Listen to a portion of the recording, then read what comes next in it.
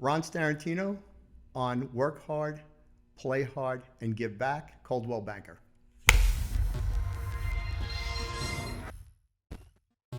Welcome to the Work Hard, Play Hard, and Give Back, a real estate podcast. I'm Mike Litzner, broker owner of Coldwell Banker American Homes, and we're here for the opening of Season 4, Episode 1. We have our guest, Ron Starrantino, top agent at Coldwell Banker American Homes in the Dix Hills marketplace, serving all of Long Island. Welcome to the show, Ron. Thank you. And Mike, thank you for having me. I appreciate you. Absolutely, absolutely. I know we're going to have a good time today. So we're going to jump in on a couple things, but before we do, I just want to remind our audience, if you like what we're doing here, you like what you're seeing, make sure you like, subscribe. We'd love to have you join us for future episodes. And make sure you stay to the end for the drop the mic question. We always have a lot of fun with that. So Ron, you have an interesting background, and we'd love to show the personality of real estate people. You know, everyone just thinks maybe we're cookie cutter as a different style, so to speak, but there's a lot of personalities in real estate. So, and I think you're one of the bigger ones, which I mean as a good compliment. So you've gone from the fast-paced world of finance to Hollywood movie sets, and now you're a top award-winning agent with us at Coldwell Banker American Homes.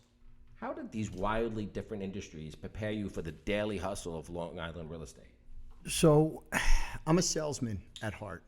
Nobody goes to school for real estate, right? They really do. Right. It's something they eventually get into, Right. and you realize if you have a passion for it or not. Being a salesman, I've always wanted to sell. So I've sold everything from stocks to motorcycles to TV shows. Out in Hollywood, I did a lot of different things. When I came home to take care of my elderly parents, I thought I was just going to be flipping houses. Okay. And I got into real estate. I've only been with Coldwell Banker for 10 years. To me, it's a great home. You've built an amazing racetrack for my car. Yeah. I am an F1 racer in my body, and you've given me an incredible racetrack to perform. So, you know, I could go as fast as I want to go on that one.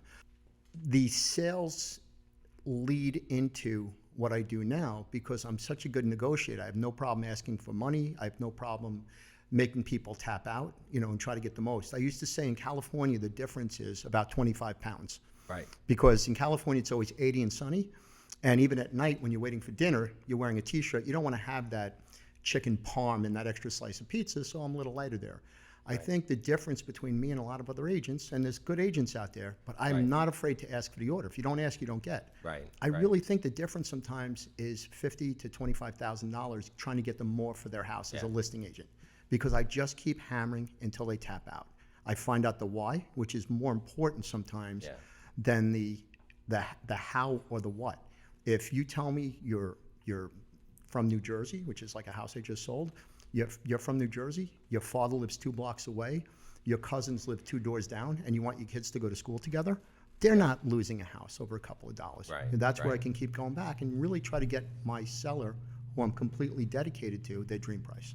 So Ron, I really love that answer, and anybody who's a property seller out there that's thinking about selling their property, if they want to understand what they should be looking for in a realtor, I love that answer, because it's the way you negotiate and advocate for your clients is a huge difference. So many times it feels like a consumer's only shopping by price, and they don't realize, you know, you don't want to be the consumer that's, you know, driving an extra 5 miles out of the way to save 5 cents on a gallon of gas. You know, Exactly. Use, you know, $10 of gas to save, you know, $5 in cost. Exactly. So there's true value in those statements. So it's really excellent.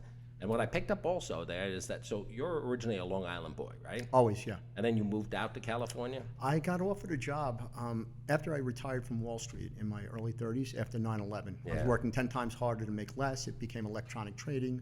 I had level 3 trading where I had my own box where I could actually trade and make a market.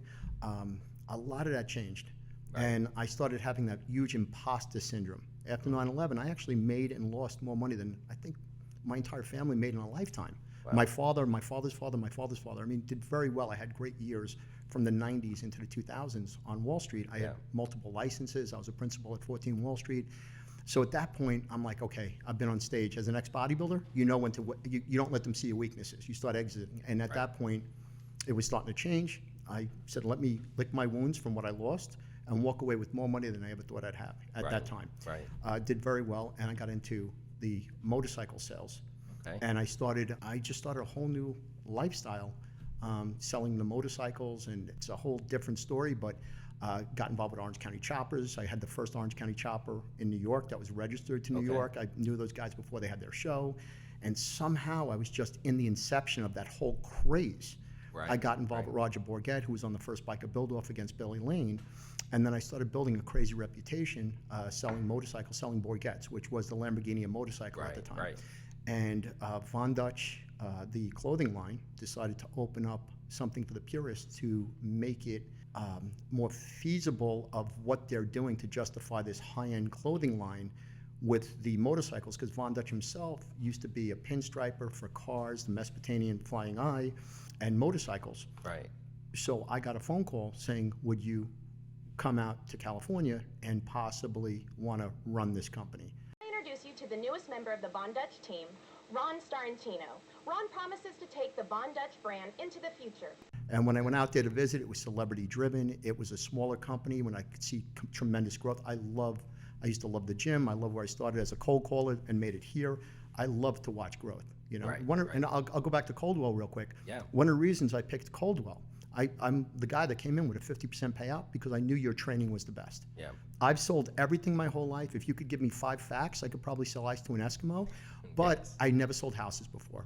So I had to take a giant step back from everything I've done. Right. I'm not the stockbroker. I'm not the bodybuilder. I'm not the guy from Hollywood anymore. I'm not the guy selling TV shows.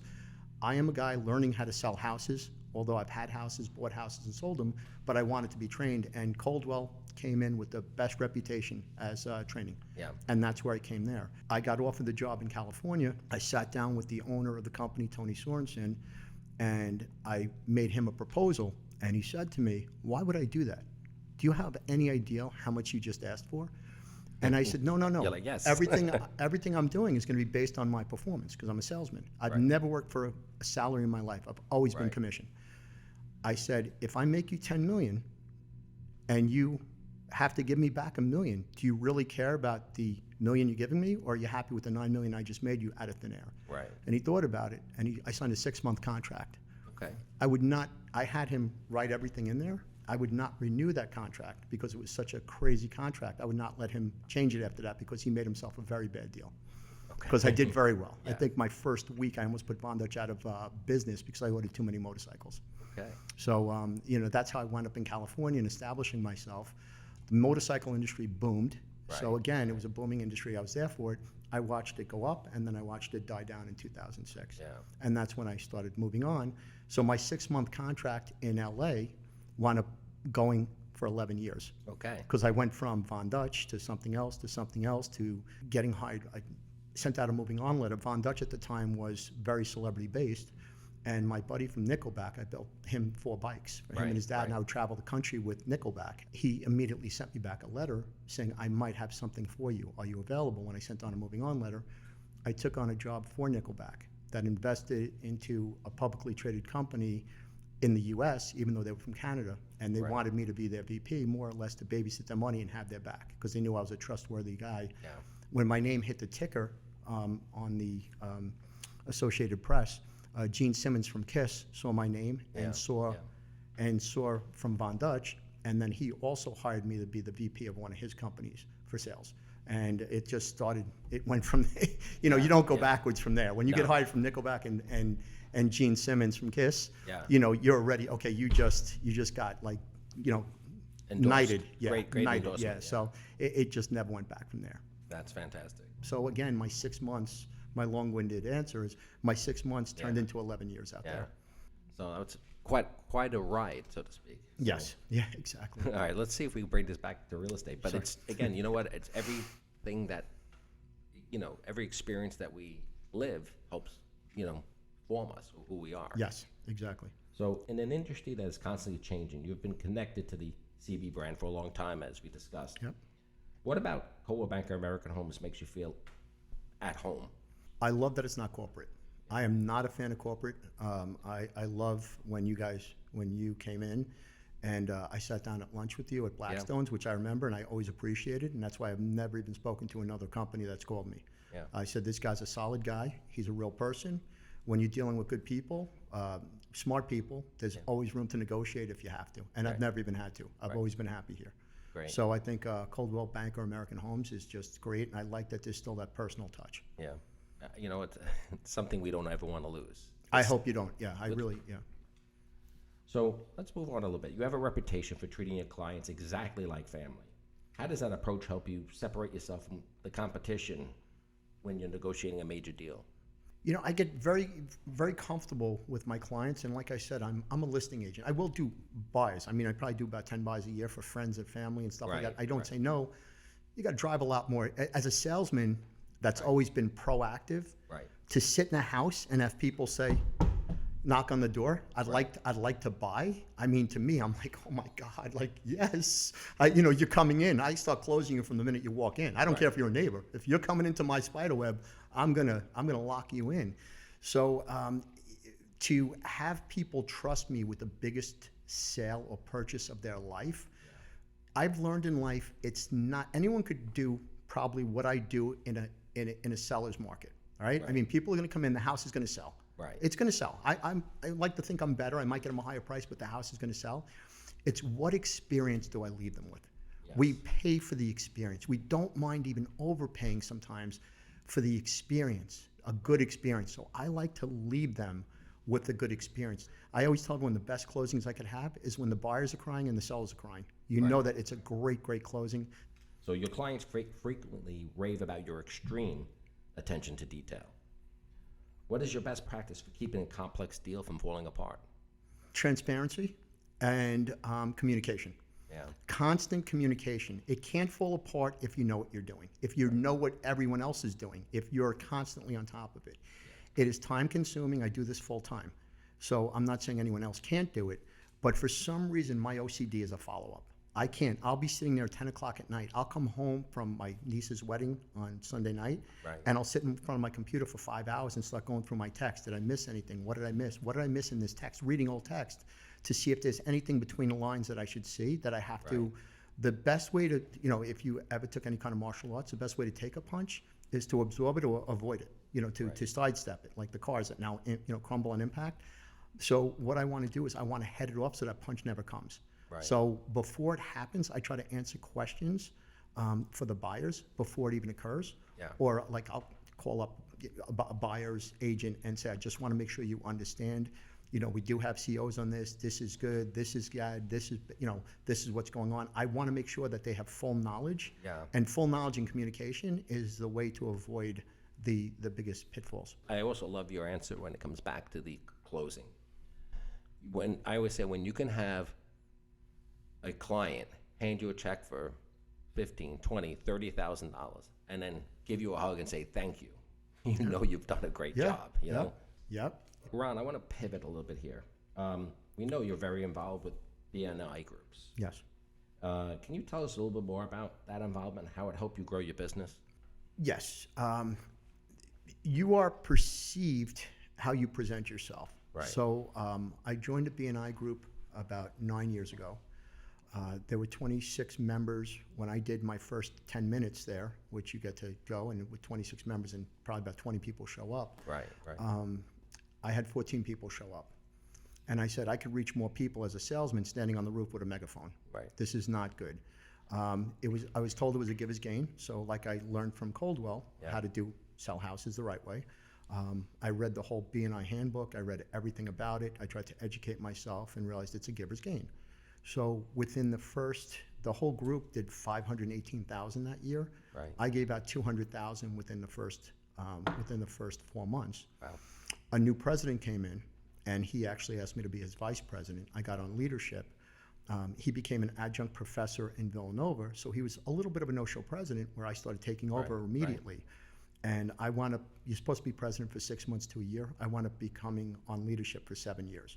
I grew that group from 26 members to 115 members. We went from $1 million, let's say, $1 million in revenue for the year, which is thank you for closed business that you give confirmed. So I make sure everything's checked. Any big numbers are checked. To when I stepped down last year as president, finally, we did 10.3 million. Through attrition, we're on our way to do 12 million right now. Now, rumor has it that's actually the largest BNI group on Long Island? Is that Oh, on Long Island. We were number 3 in the world. Okay. We are the only platinum chapter in the world. Yeah. We were the only, we had people coming visit us from everywhere from North Carolina, South Carolina, India. Yeah. We had visitors from everywhere. At one point, our regional manager asked if, for BNI, asked if, because there was 30 other chapters within Right. the region, which is Westchester, Queens, Long Island, if I would be the president to give a meeting to the other 90, because there's 3 people on leadership. Right. If I would give a meeting to the 90 to show them how this could be done, because the average BNI group is anywhere from 19 to 25 people. Yeah. Now, for our audience that's maybe not in the industry, because we have a pretty diverse audience, BNI in the, Networking. Right, Yep. So right. what we do, in us and some other, BNI's Business Networking International, and there's 300,000 members. So I'm very proud of the position we put ourselves in, with the help of everybody. I mean, it was a team effort with everything that we did. I do think that any real estate agent, if they could get into a networking group where it's one profession per seat, Right. non-compete, where you own that seat, it's what you make of it. There was a woman in that seat before me who was a sweetheart. I know her as an agent. I still deal with her. When she was in the seat before me, she left because she said she got 0 referrals. Okay. And that the group didn't care about her. She hurt her leg. Nobody cared. Nobody called her. I later saw her. She saw my printout where there was over 100 members. There was still some of the same members. She couldn't believe it was the same chapter. Wow. So it's like anything else. It's what you do with it. You could hand me a guitar. I can't play it. Right. I could hand that guitar to Slash, and he could do magic with it. Right. So again, it's whatever you do with it. But I do think that any agent that can get themselves into a good networking group, and if you're not happy with it, like I wasn't, you have to become part of the system, to change the system, to create your own system. And I've done when you ask me Fully how I did, vested in it. yeah, I am now the realtor of the group. Literally, I am the guy that they go to, and I'm very proud of that. Yeah, that's fantastic. So you were recently honored with the Man of the Year award at the Power Move Gala for the impact on local small businesses. Yes. How do you balance being a top producer and agent and dedicating so much time to elevating other local entrepreneurs? You know, my favorite poster or saying is, what do you do when you get to the top? You reach down and you pull the others up. Everything, and I'll quote a good friend of mine, Danny Trejo, anything good that's ever happened to me has been trying to help somebody else, which is really a true statement. So the better I do, the happier I am, the more blessed I feel, and the more I want to try to give back. Right. So the Man of the Year, we brought over $40 million into the small local businesses. Yeah. We try to do everything local. You know, no disrespect. I don't want an Amazon gift card. Yeah. I'd rather have a gift card to something local, next door, mom and pop, to support them, and that has been shining through. Yeah, that's fantastic. So let's pivot again, because there's so many iterations of Ron Starrantino here. So I feel old. Yeah. No. A couple of lifetimes. Well, we could call you the most interesting guy in the world. So if they ever bring that commercial back, I Yes. think they have to put your face on it instead. So you were crowned Mr. Long Island in 1990 during the yes. competitive bodybuilding days. Yes. Does that same level of extreme discipline carry over into your structure for your real estate workday? Oh, absolutely. That work ethic I'm mentioned in 6 different books, and my ex-training partner, who was a pro bodybuilder at the time, one of the only pro bodybuilders on the island, Tom Twilliger, was Mr. America. Yeah. And I was in the gym as a kid, and I knew nothing of what I was doing. I was a teenager. And I went into a local bodybuilding show, and he was one of the judges, and he handed out the trophy. I'll tell you, I took 6th for my first show, because there was like 30 people there. Anyone that was beyond 5th took 6th. So I have no idea what I did. What does that really mean? That was a Saturday night. Sunday morning, I was in the gym training like an animal, almost hurting myself. Just so angry at how I did, saying I know I could do better. But there's no, we're talking about the 80s. It wasn't, you couldn't Google something. There was no diets. There was no help. There was no, the magazines were 4 months behind, and it all said, and I loved them, Joe Weider, I knew personally, it all said Weider Principle and how to build arms that were 25 inches. I'm a teenager in high school. It didn't help me. Right. And Tom Twilliger came up to me the next week, his name was on the door. It said home of Tom Twilliger. To me, he was like a giant celebrity. I'm a kid. And he came up to me in the gym and he said, I just want you to know I gave a seminar at Nassau Community College, and I used you as an example. And I said, what does that mean? And he said, how to walk away from a show a winner without a trophy. and he said, I'm getting married. Now this guy was the guy. I mean, he was it. He was on. He was on posters. He was on calendars. I mean, he was the man. He was on TV shows, and he said to me, "I'm getting married. When I come back from my honeymoon, will you be my training partner?" Wow. And I realized anything's obtainable at that point. Hard work, and then I grew myself into my body. I was Miss Long Island. I was East Coast champion. I was Gold's Gym champion. I was Eastern USA champion. I mean, I made it to a certain level that I just knew that I knew that I topped out. I wasn't going to be one of those other guys, but I made it as far as I could. Yeah. But that was all through constantly wanting to better yourself. Yeah. So I realized if you could challenge yourself and constantly just be the best you can be, that eventually those small steps will take you on the journey, and you'll wind up in the destination you want to be if you stay on that straight line. Yeah. So that's even what I did with real estate. I've never wavered. I mean, I started off door knocking, and I remember my first 4th of July working for Coldwell. Yeah. I was putting flags on people's front lawn. I almost got into a fight with a guy in South Setauket, telling me to get the flag off his lawn. I'm like, hey man, I'm patriotic. I'll throw with you right now. I mean, I don't know if I was a good representative at the moment, but I mean, it was tough, man. When you're going into houses and people are just like, I got 3 other interviews and you don't get the call back, and but that's the fun of it, man. The fun of anything is the journey, and then when you get there to look back to say, wow, I'm so glad I never gave up. Yeah. So is that the advice you'd give a new agent, newly licensed person coming into this business? There's so much TV, HGTV, and shows selling Sunset, like it. They romanticize this I know stuff. how those work. Yeah, exactly. Yeah, it's all set up. But so it's fundamentals, and you got to put the grind in, right? Number one advice to anybody: the key to success is number one, show up. Yeah. Show up every day. You have to show up to be. You got to be in it to win it. Yeah. You can't stand in front of a casino and say, "Why am I not winning?" Right. That's number one. Number 2 is perseverance. Every no can equal a yes. I mean, I learned as a stockbroker, the sale doesn't begin until the 6th no. Right. So I don't know. When I used to sell TV shows in Hollywood, right. I'd go in. I was working with Evolution at the time, who created The Housewives. Alex Baskin, who I love, is still one of my good friends. He does all these shows now, and he's got 32 Flavors is now his new company, and we walk out of a room. He's like, dude, they bought. You kept selling. I'm like, I don't know how to sell when people say yes. I need you to say. I need to. You can't sell a yes. I need someone to say no so I can find out what's holding them back. Right. So you just have to really keep going out there and pounding, because at any point, if I would have quit, I wouldn't be where I am now. Right. Which I'm very happy, never content. Billy Joel said a long time ago, only a fool is satisfied. Right. I'm never satisfied, but I can smile now that I'm at the point where I am getting reactive, where people are calling me up saying, will you list my house? And I've listed their daughters' houses, and I've listed their cousins' houses, and police officers, this is the 10th referral from a different guy. Right. I'm very happy where I put myself. Right. But you can't just walk in and expect that. No one's giving. It's what you make of yourself. No one's giving you anything, and that's why I've never moved. Yeah. I was getting calls when I was after COVID, I was exploding because I just was the guy out there. And I was getting calls from another company saying, we have a box, a Yankees box, and we want to bring you here, and you could have ownership, whatever they were doing, profit sharing.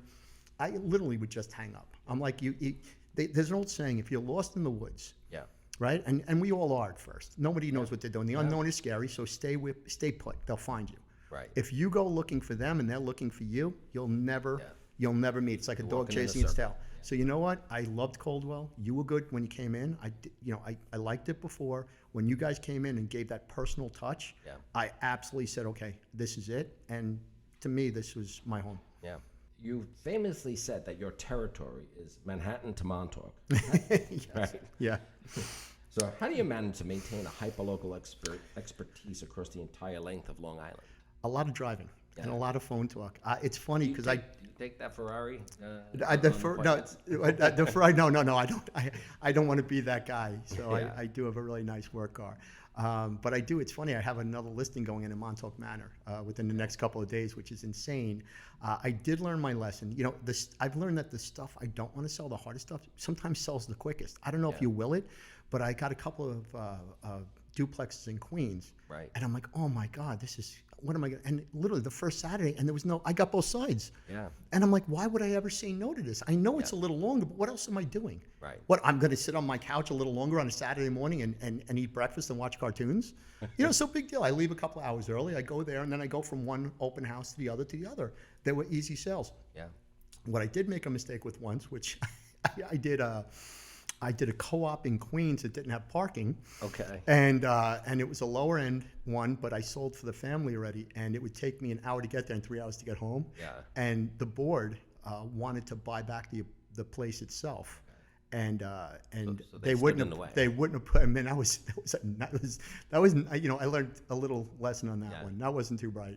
Well, look, Yeah. there's certain things you can learn in a classroom, and there's certain things you just, Yeah. life's gonna Yeah.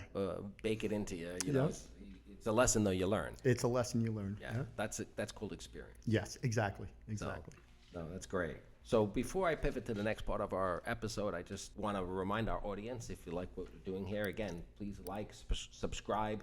We'd love to have you join us for some future episodes. And again, remember, stay for the drop the mic at the end. We always have fun with that. So with Work Hard, obviously we could be talking for the next hour on Work Hard, but we want to get to know a little bit more about Ron, So, what's Play Hard? You have an amazing history in Hollywood, serving as both a cast member and a motorcycle consultant from legendary shows such as Sons of Anarchy, right? Yes. Yeah. Okay, what was the craziest behind-the-scenes moment from your time on that set? Wow, it was a fun, crazy show. And we would film 14 hours to get like 4 or 5 minutes of film. Yeah. So it was all the stuff you didn't see. But some of the craziest moments were just season 4, the final night of filming, the wrap night. We stayed until about 3 o'clock in the morning in what we called the clubhouse, which was on set. Yeah. And me and the guys, and then we went out to the boxing ring, and they were playing sumo. They were beating each other up. And it was just one of those great memories. At about 3 o'clock in the morning, I think it was, Charlie, myself, I think it was Tommy Flanagan, and I think it was Boone at the time, the 3 guys from the set. Now, they had their motorcycles from Eagle Rider. So their motorcycles they got from season 1, which then Harley gave us the bikes. Yeah. So they were on motorcycles that were literally from Sons of Anarchy. Right. They're wearing their outfits from Sons of Anarchy because there were actors and most of it came from there. The helmets we all got from props and the glasses. So we're riding out at like 3 o'clock in the morning, like the 4 horsemen down the highway. We each took a thing, and I just remember it was just such an amazing, surreal almost. It was surreal. For the final season 7. We had the last episode air at Grumman's Chinese, where they shut down the whole Hollywood Boulevard, and that was the whole big thing. I mean, I've been blessed, and we had so many guest stars that was so cool, and they loved to ride. I was always involved with a lot of them because I loved to ride, and I was good friends with the guys because I was there for so long that we would take rides through the canyons and just do all different stuff. So it was really cool. So you're a Long Islander, and obviously by heart, but when you're completely off the clock, what does a perfect Play Hard weekend look like for you? I'm into the car scene and motorcycle scene still. So jumping on my motorcycle in the morning and just getting some fresh air, going out towards the beach to Ocean Parkway with a couple of friends and just clearing my head, and then coming home and jumping into my sports car and meeting a couple of guys. To me, that's just fun. It makes me feel successful. It clears my head. The motorcycle has always been the best therapy I could ever have because you can't really answer your phone on it. Right. You're completely alert. Your senses are at full 100% because you're constantly aware. And it wakes you up while makes you focus. But a motorcycle goes where you look. Yeah. So you can't get on a bike angry. You can't fight with somebody. You can't have too much in your head. If you do, by the time I hit the end of my neighborhood, my head is clear, which is a hard thing to explain unless you do this or you know what I'm talking about. But by the time you're making your first right turn and you're getting onto a highway, you're just focusing on what's in front of you and what's in your rearview mirrors and what might be coming up in your back. And I love that. It takes me into the moment and out of myself. Yeah. So obviously, as a big fan of high performance cars and stuff cruising around, you could take any car out on the open road. What would you be driving? I love the Ferrari. I would think it would be I have a 488 Spider. I was going to get the F8. I think it might. I love my car. Yeah. I think it might, just for fun, I think it would be the F8 Spider. Okay. I think it would be the F8 Spider. All right. Which is the same motor as mine, but a Yeah. little bit more tuned, but just a little bit of a different front nose, a little bit of a rear, but the same headrest, the same thing. But I'm content. Like that's what's easy about me. If again, like why I'm staying with Coldwell, if I'm happy, Right. you know, I'd never drop the food I'm eating thinking someone has a better meal on the table. Right. I don't Right. need, you know, I don't need that buffet. I just like what I have. So, you know, even when I had 8 custom bikes, and every bike I was ever drawn to was the same as mine. That's how I know I made the right choice. Yeah. Like right now, I have the car. I had a different Ferrari first. I felt it out. I said, what do I want? And then I found the one I wanted, and I absolutely love driving it. Yeah. So it'd be my version, but maybe a little uptick. Yeah, exactly. All right, just for our audience, obviously you have an interesting and robust background and stuff. What hidden talent or passion of yours that your real estate clients would never guess you had, you know, about Ron, that they wouldn't find in your professional bio? If there is anything, I don't know. I think I'm pretty much an open book. I'm trying to think of what hidden talent I have. I can't sing. If I sang you happy birthday, you'd probably fire me and you'd probably make me go to another group. I don't know, man. I think my talent has always been to read people. Yeah. And that's what made me a good president with the group. You know, I was told from corporate when I stepped down that they didn't even know what was going on with my group, because for the 7 years that I was there, we never got one complaint that made it over my head to corporate. They almost found it odd, because as soon as new management went in there, new leadership went in, I think they had 4 complaints within the first 6 months, and they said, okay, this is more normal. Right. So I think it's really reading people and treating people the way you want to be treated. So I mean, my talent is to just be able to read people and almost have that sixth sense and I think that's what makes me a good salesman. Right. Like I said, answering the questions and doing everything before they ask, or kind of anticipating the move. I think that's made me great on a motorcycle when I'm still here, because I've ridden everywhere from Sturgis to South Dakota, you know, to over the Rocky Mountains. I mean, you name it, I've been there. Right. So it's strategic thinking. I like to.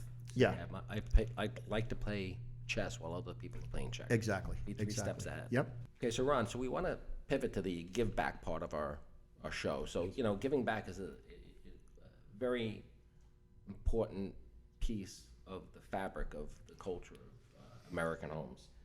So giving back is, I hear, is also a very important part of your life. Why is it vital for you to be personally involved in local organizations and give your time back to the community? Oh, because I've been so blessed. I mean, you know, like I said, I feel like if I've got to give.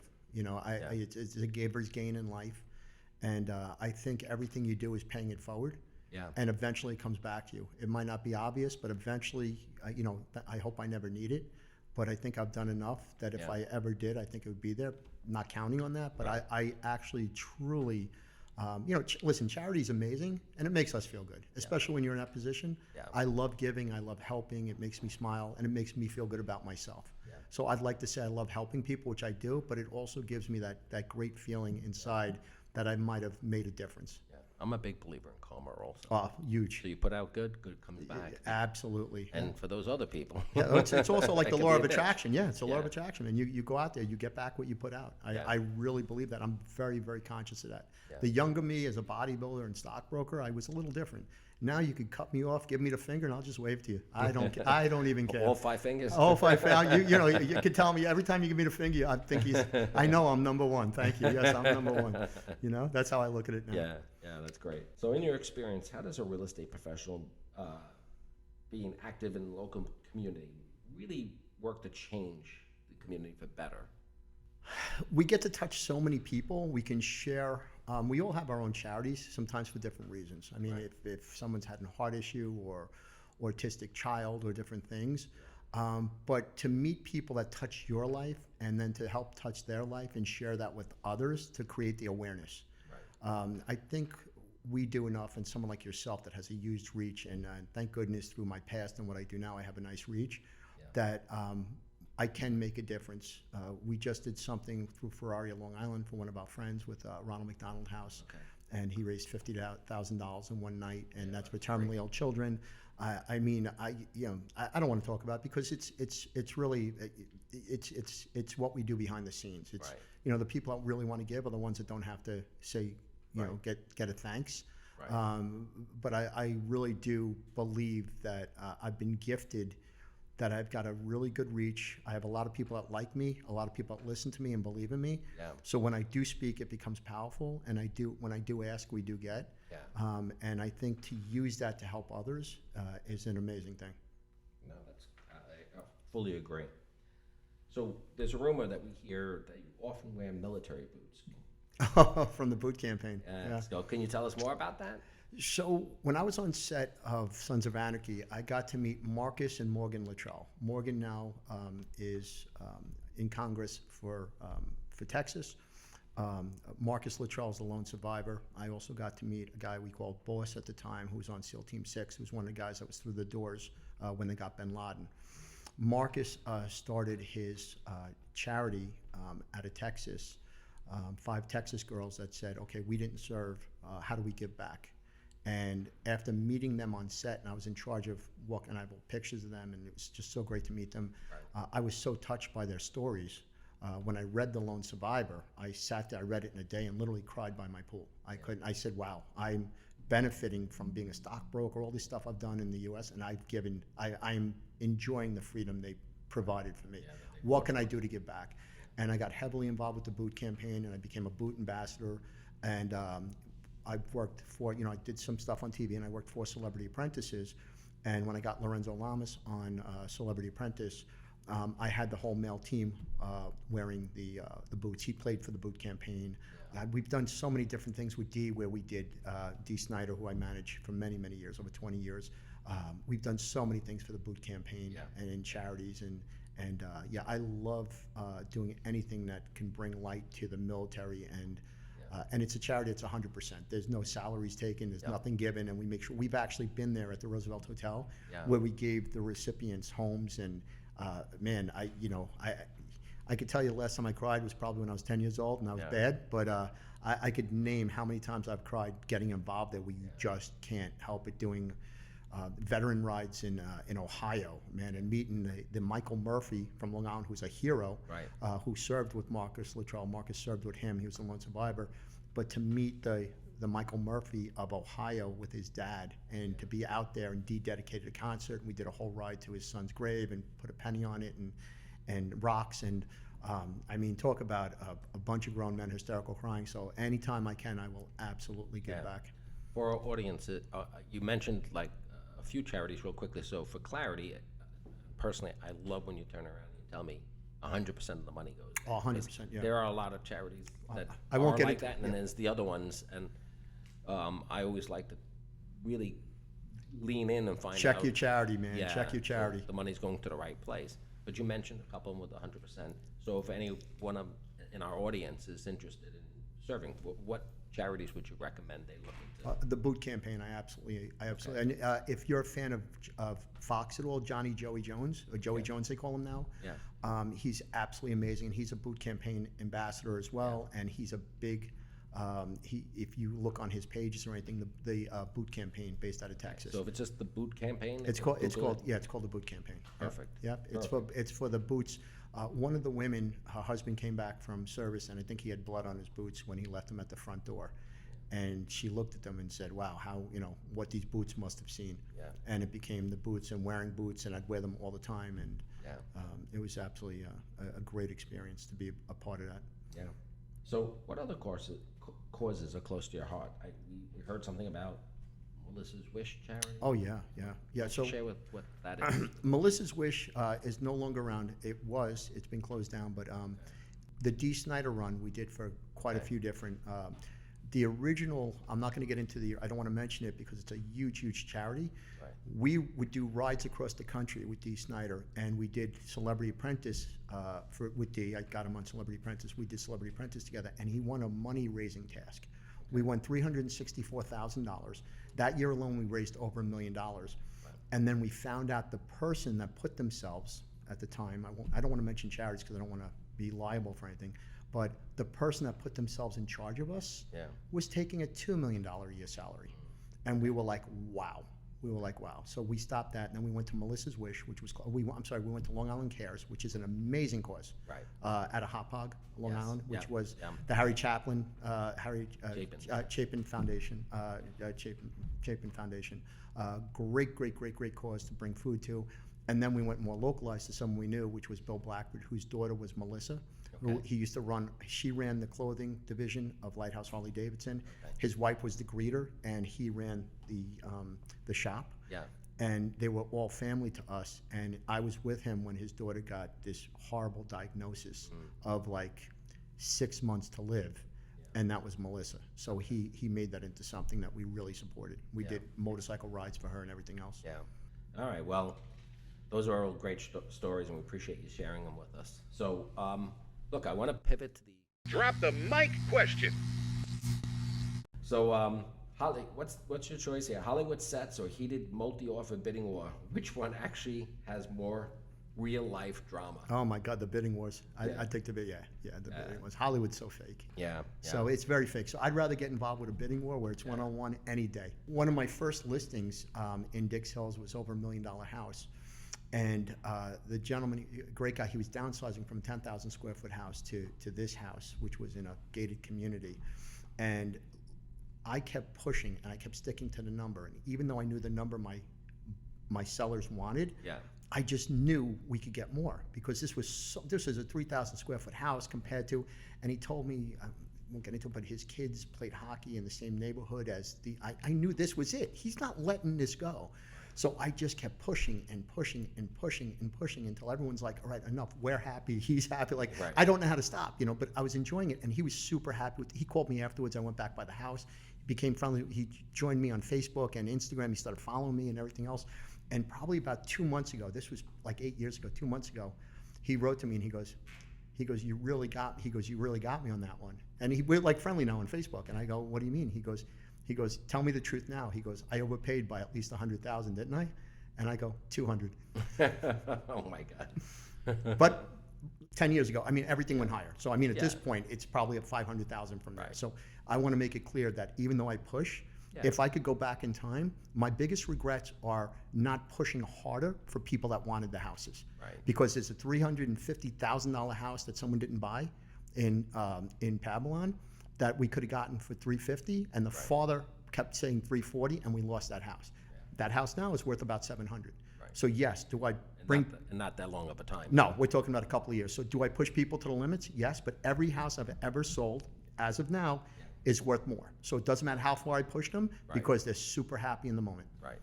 And again, I think the big thing that you touched on is who's your fiduciary in the transaction. As long as you're true to the person that's hired you, that's counting on you to represent them. Exactly.